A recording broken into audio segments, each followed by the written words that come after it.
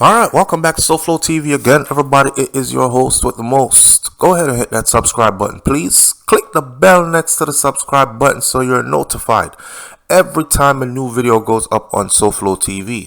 Alright, here we are again. Another episode of the Clansman Wandan gang trial. Somebody said, SouFlo, a movie would not be enough for this thing.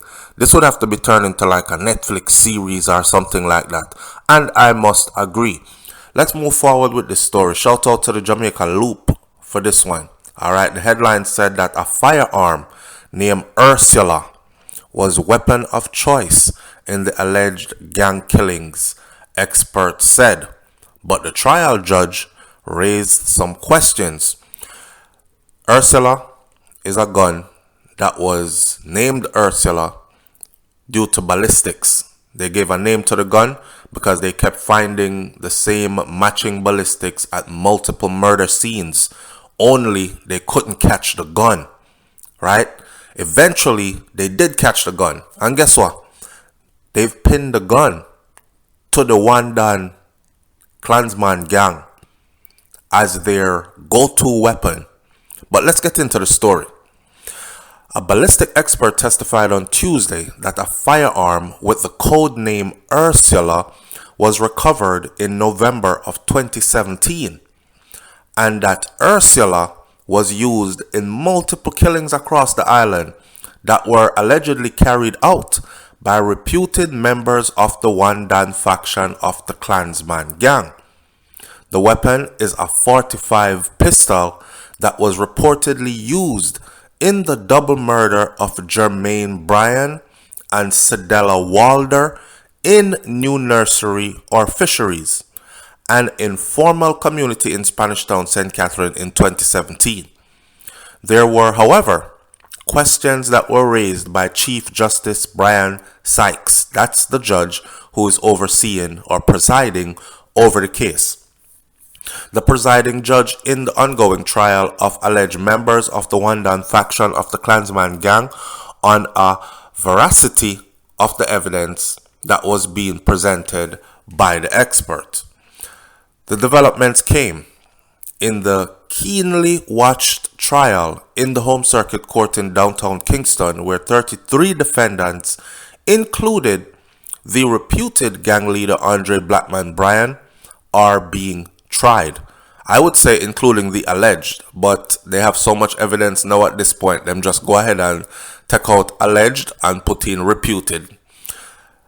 The witness identified himself as a 14-year ballistic expert from the Institute of Forensic Science and Legal Medicine.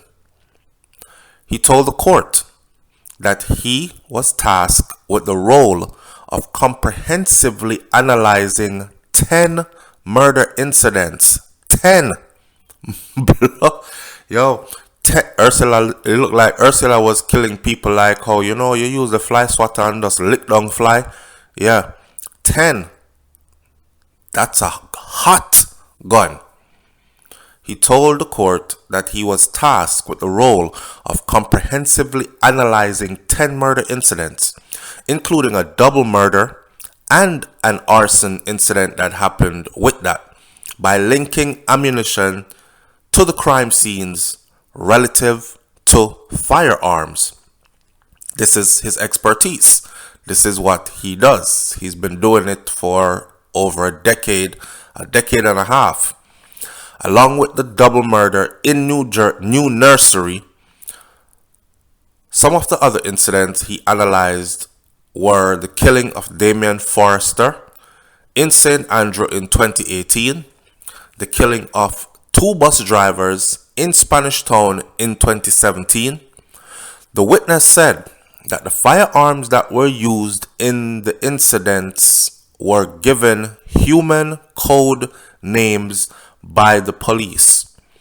In relation to the 10 incidents that were analyzed, the witness said that 2 firearms were used more than once. A weapon now known as Ursula, which was seized by the police, was one of them. Another of the weapons that were used in the incidents was also seized, the expert said. Seized by who is what I want to know. However, 3 of the weapons relative to the 10 incidents remain on the streets. You hear that? 3 of the weapons pertaining to the 10 incidents remain on the streets. Now, I'm not no mathematical expert, but this tells me, and tell me if I'm wrong, this tells me that at some of these crime scenes, multiple guns were used, right? So at the crime scene, they were able to, okay, we found Ursula again over here, so ballistically. We found Ursula again over here, so. But another one was working with Ursula, but we can't find that other one. So those guns are still out there on the streets, hot. The expert said that the firearm named Ursula was the weapon of choice, as it, Ursula, was used in 4 of the incidents, including the double murder and arson. The defense, however, challenged the evidence and raised objection to the relevance of the information that was being presented by the expert. I don't know how a defense lawyer would challenge the evidence when you have a ballistic expert giving you their findings and a defense attorney is not a ballistic expert. But anyhow, I guess I said it before, these attorneys are under stress and duress. Could you imagine being the lawyer of one of these alleged gangsters, hearing all these spooky, creepy things that they've done to people, getting up every day to look at them in court while they look at you with a look that says, you better bust off my case, boy. You better get me off, Can I say if you don't get me off, boy, and you take all of my money and make me go to prison, it could be kind of stressful. I mean, they don't even have to say it. Anyway, the defense, however, challenged the evidence. Prosecutors, in response, said all the incidents to which the expert referred were listed on the 25-count indictment before the court. The prosecution also urged the court to accept the witness testimony as supporting evidence to evidence that were presented by 2 former gangsters turned state witnesses earlier in the trial. So the prosecution is letting the court, which is the judge, because this is not a jury trial, he's letting the judge and whoever else there know, they're letting the judge and whoever else there know that, look, this is solid proof. This is an expert. This is his expertise. He's telling you that Ursula worked these scenes. We have Ursula. Not only that, we have testimony from 2 of their own gangsters that tie into all these. Remember, for those of you who've been following, they already testified that one of these gangsters actually took them to go show them murder scenes, took them to go show them burial plots or places where they hid bodies. And at first they didn't discover nobody. You remember that? At first they didn't discover anybody, and on second go they started finding human remains. So the man's story worked out to be actually true. One of the gangster witnesses had claimed that he was Brian's personal driver and the gang's banker, while the other said that he was a former second in command of the criminal organization. Remember, they also testified about the ton up over fisheries, and they went over there, and this was where the young man that had the female who was visiting him for the first time, because they had been courting and dating, and this was the first time they were going to spend the night together, and they ended up getting killed together and then burned down the house. This was the same couple that the news reported that when their burnt remains were shown on screen in the courtroom, that black man laughed so hard, couldn't contain himself. He had to use his hand to cover his mouth. And then he looked around like, oh damn, me I laugh loud. And then other alleged gangsters that are on trial also bust out laughing as well. And the judge was so disgusted at the sight of what he saw, those two burnt human remains coupled together, that the judge ordered a break, a recess, before getting back to the case. They were laughing as if, oh, your stomach weak, man. You can't take them thing there. Like a regular thing this for we. One of the gangster witnesses had claimed that he was Brian's personal driver and the gang's banker, while the other said that he was a former second in command of the criminal organization. They both gave damaging testimony so far. They had seen murders. One said he had actually participated in murders, implicating himself in a couple of murders. Now, according to the prosecution, one of the two gang witnesses testified that the gang used what he said was a system of guns owned by the criminal organization. The prosecution said a police witness also testified about seizing a firearm, a .45 pistol from defendant Tariq James, alias known as CJ. The prosecution also pointed to the court to evidence from one of the former gangsters that the alleged gang leader, Brian, had taken a .45 pistol from CJ and shot Jermaine Brian multiple times with it. Listen to this. They have the .45 pistol. Then in testimony is written, the prosecution said a police witness testified about seizing that .45 pistol from Tariq James, alias CJ. Prosecution also pointed out to the court to evidence from one of the former gangsters that Andre Blackman Brian took a .45 pistol, that .45 pistol from, they're saying that it's the same .45 pistol that he took from CJ and shot Jermaine Brian multiple times with it. Prosecutors also reminded the court that the particular witnesses testified that Brian gave the weapon back to CJ after he shot Jermaine with the weapon. He take it from him, kill the man with it, get back to him, who then shot Cedella Walder with it. So in other words, it's a clear testimony that Andre Blackman Brian, he's eyewitness, he's testifying as an eyewitness, and they have the weapon, right? And the weapon was taken off of one of them. See, it doesn't get any tighter than this.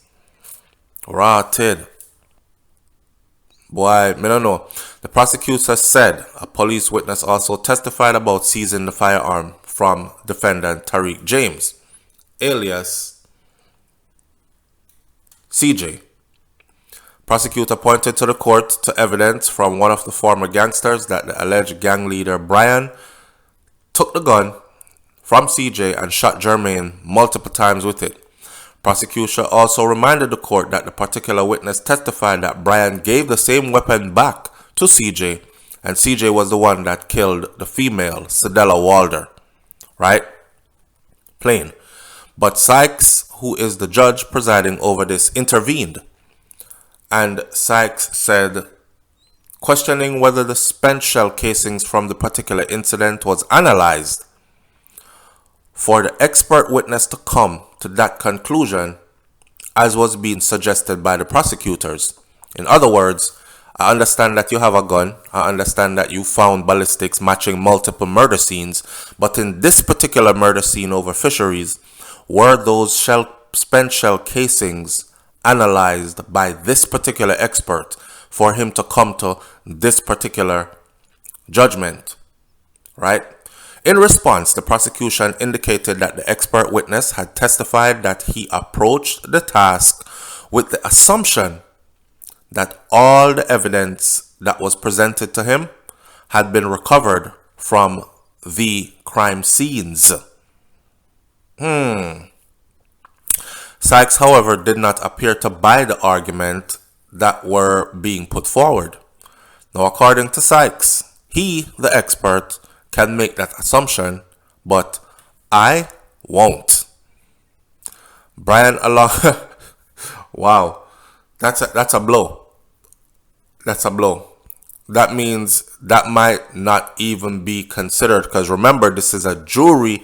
This is not a jury trial. This is a judge trial. So when you hear the judge say, he can make that assumption, I won't. Please remember, people are not convicted off of assumptions, right? You have to be convicted off of proof, or what they call circumstantial evidence that is tightly linked, because that's how they do it in Jamaica. Circumstantial evidence that is tightly linked, or proof, not assumptions. When you hear the judge shoot down all that and says he can make those assumptions, I won't. The question still was not answered. Was those shell casings from that particular murder scene investigated or tested or analyzed by this same expert that is testifying? The answer was that this expert was assuming that all the spent shell casings that he was given to analyze were taken directly from murder scenes, or the murder scenes. I don't know. Do you think this one is going to fly? Because if it is going to fly in court, then it's damaging. If it's not going to fly in court, then it's a win for the people who are being prosecuted, who are trying to get off. Brian, along with 31 other men and women, are being tried under the Criminal Justice Suppression of Criminal Organization Act 2014, better known as the anti-gang legislation, on an indictment which carries 25 counts. The men and the one woman who we keep hearing about, Muma, who's becoming very popular these days, has been charged with multiple offenses, including being part of a criminal organization, illegal possession of firearm, illegal possession of ammunition, facilitating conspiracy to murder, and facilitating arson. The offenses were allegedly committed between January 1st, 2015 and June 30th of 2019 in St. Catherine, Jamaica. They are now on trial. They are fighting to prove their innocence. They have all pleaded not guilty so far. And we continue to follow the Clansman Wandan gang trial. Hit that subscribe button.